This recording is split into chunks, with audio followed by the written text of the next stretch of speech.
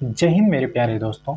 कैसे हैं आप लोग। आइए आज हम लोग बिहार से संबंधित वहाँ की जो जातिगत सर्वेक्षण हुए हैं 2023 उसके बारे में आज बात करते हैं।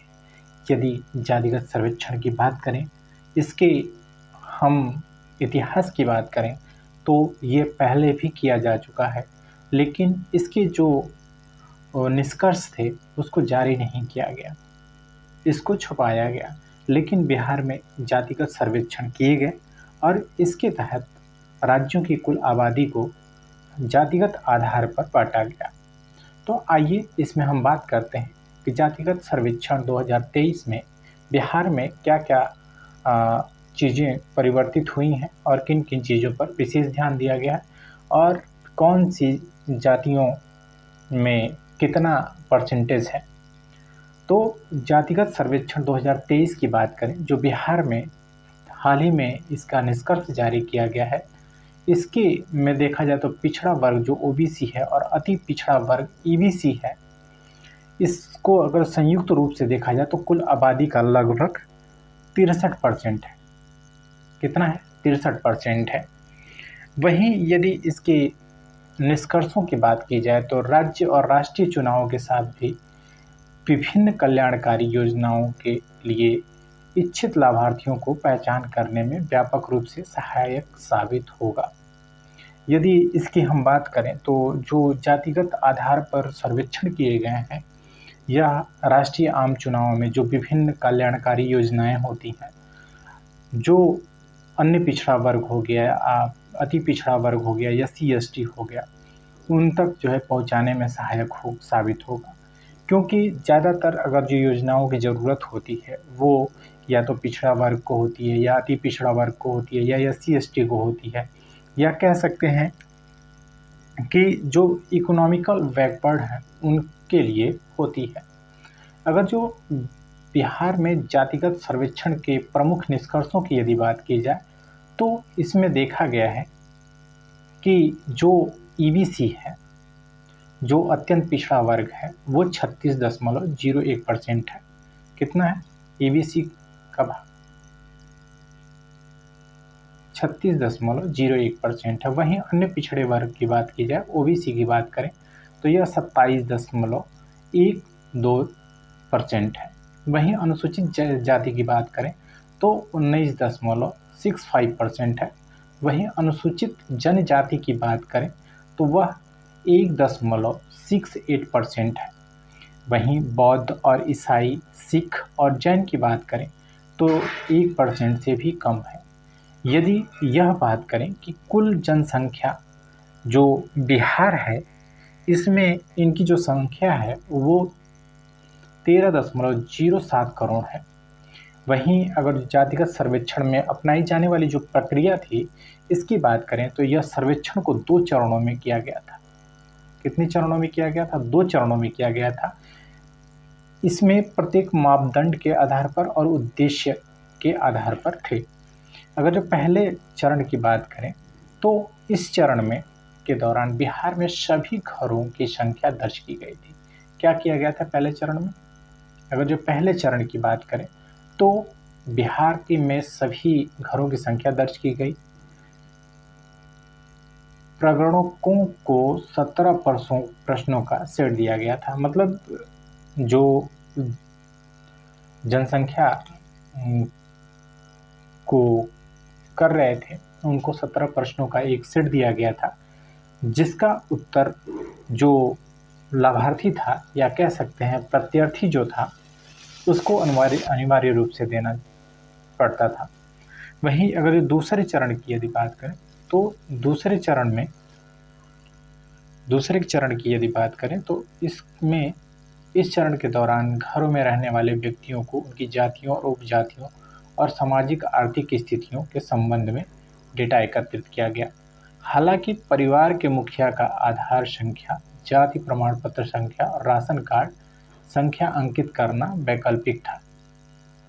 कहने का तात्पर्य है कि जो दूसरा चरण हुआ था इसमें व्यक्तियों की जातियां, उपजातियां और सामाजिक और आर्थिक स्थितियां जो थी इसके संबंध में डेटा देना था। वहीं जो मुखिया का आधार कार्ड था, जाति प्रमाण पत्र था या राशन कार्ड था, यह अंकित करना वैकल्पिक था। मतलब आप करिए या ना करिए, ये आपके ऊपर है। यदि हम बिहार जातिगत सर्वेक्षण के निष्कर्षों के का महत्व की बात करें तो इसमें ओबीसी कोटा बढ़ाना, जिसमें इस सर्वेक्षण के निष्कर्ष में ओबीसी कोटा को 27 से अधिक बढ़ाने और ईबीसी कोटे के अंतर्गत कोटे की मांग में बढ़त होने की संभावना है। हाल ही में लगभग 75% जो रिजर्वेशन है वो एससी, एसटी, ओबीसी, ईबीसी को दे दिया गया है। इसी के लिए जातिगत जो जनगणना की जा रही थी।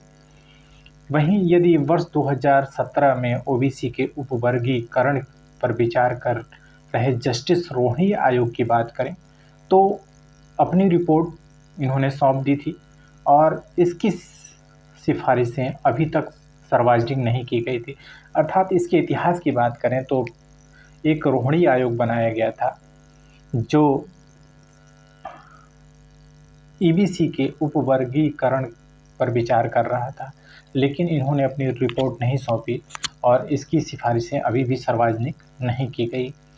अगर जो आरक्षण सीमा का पुनर्निर्धारण की बात करें तो इसके सर्वेक्षण का डेटा इंद्र साहनी बनाम भारत संघ 1992 के मामले में अपने ऐतिहासिक निर्णय में सर्वोच्च न्यायालय द्वारा लगाई गई आरक्षण पर 50% की सीमा पर बहस को फिर से शुरू कर दिया गया। वहीं ओबीसी की जनसंख्या के आधार पर जाति समूहों के विभिन्न वर्ग जनसंख्या के अनुपात में आरक्षण कोटा बढ़ाने की मांग कर सकते हैं। संवैधानिक दायित्वों की यदि पूर्ति की बात करें तो जातिगत सर्वेक्षण संविधान के भाग 4 में उल्लेखित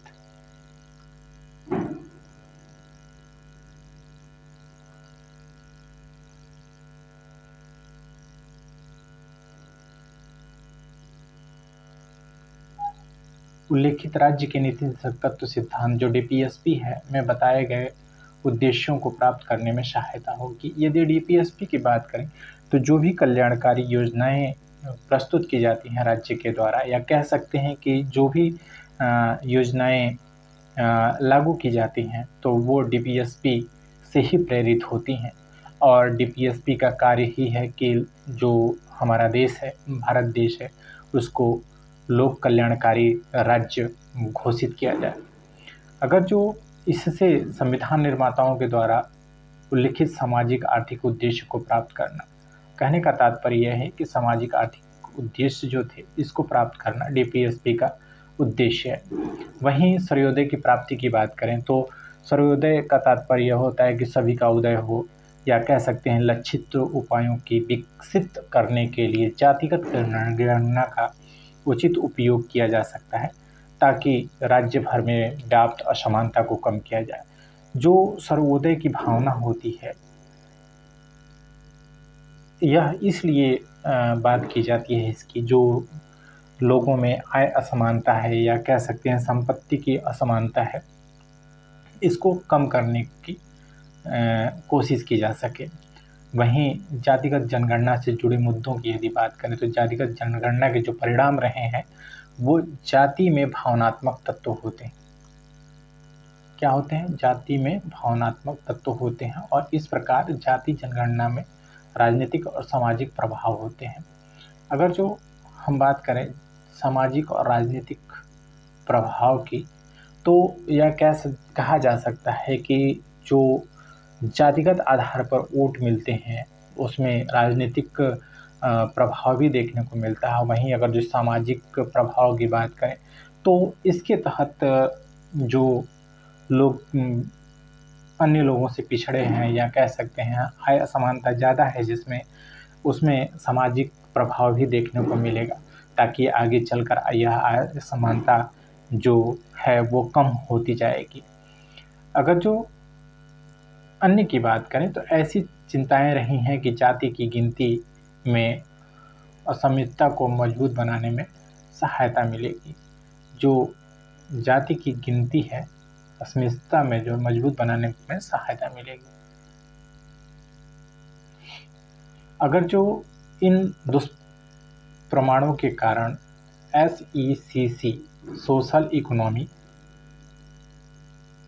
एंड कॉस्ट कॉन्शस की बात करें तो लगभग एक दशक के बाद जाति जनगणना से संबंधित डेटा की एक बड़ी मात्रा अप्रकाशित है या केवल अंशों में जारी की गई है।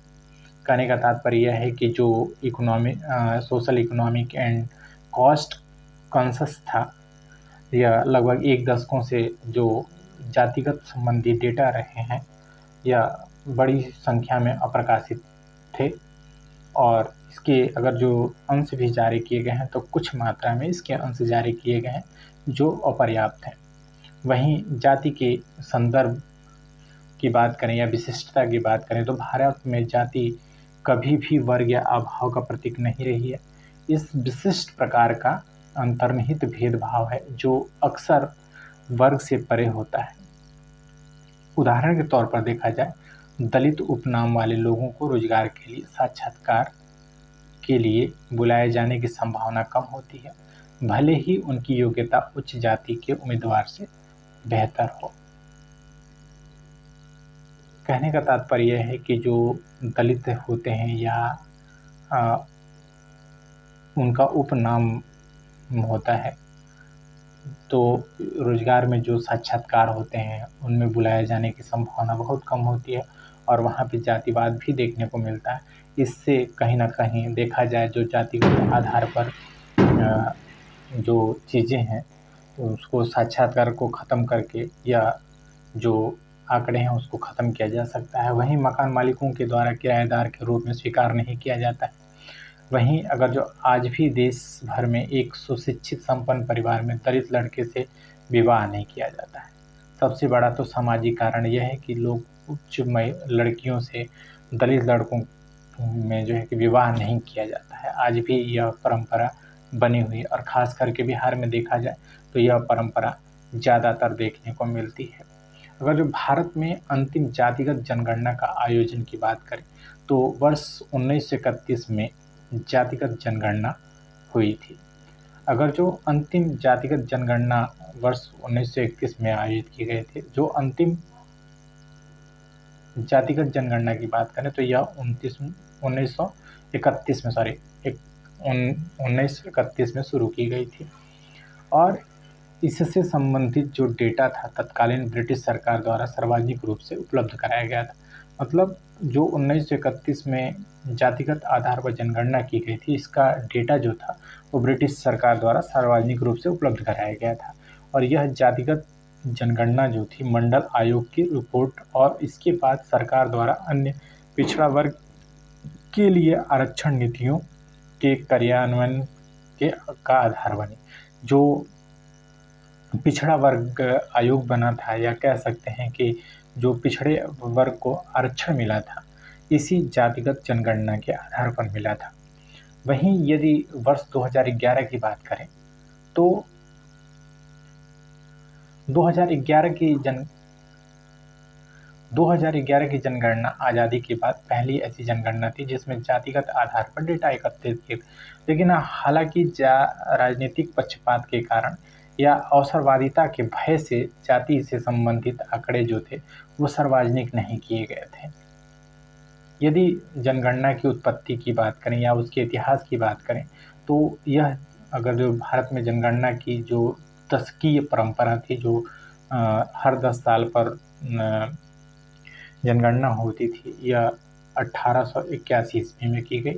अगर जो जनगणना की बात करें तो जनगणना कार्य का विकास होता गया।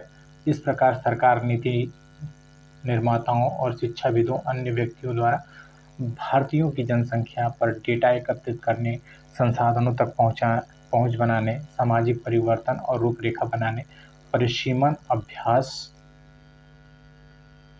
आदि के लिए किया जाने लगा।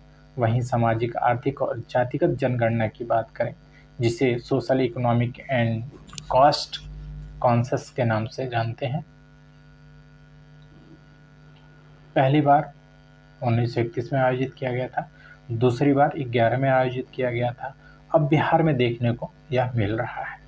वहीं अगर जो इसके उद्देश्य की बात करें तो यह आर्थिक रूप से या सामाजिक रूप से या राजनैतिक रूप से जो पिछड़ा वर्ग है, या कह सकते हैं कि जो ST है, जो इकोनॉमिक रूप से मतलब इकोनॉमिक्स रूप से अगर जो देखा जाए जो बहुत ही ज़्यादा सुदृढ़ है, कह सकते हैं कि इकोनॉमिक रूप से जो बहुत ज़्यादा पीछे है, उसके बारे में सामाजिक आधार पर, राजनैतिक आधार पर और आर्थिक आधार पर बात की जाती है। जो यह असमानता है, आय असमानता है, इसको कम करने की कोशिश की जाती है। वहीं जनगणना में SEE के बीच जो अंतर था, जनगणना भारतीय जनसंख्या का वर्णन करता है, जो जनगणना होती है भारतीय जनसंख्या का वर्णन करती है। वहीं SECC राज्य सरकार द्वारा समर्थित लाभार्थियों की पहचान करने का उपकरण है। कह सकते हैं SECC जो होता है वो केवल उन्हीं लोगों की जनगणना करता है जो पीछे हैं, तो इसलिए कह सकते हैं कि जो समर्थित लाभार्थी होते हैं उनकी पहचान करता है।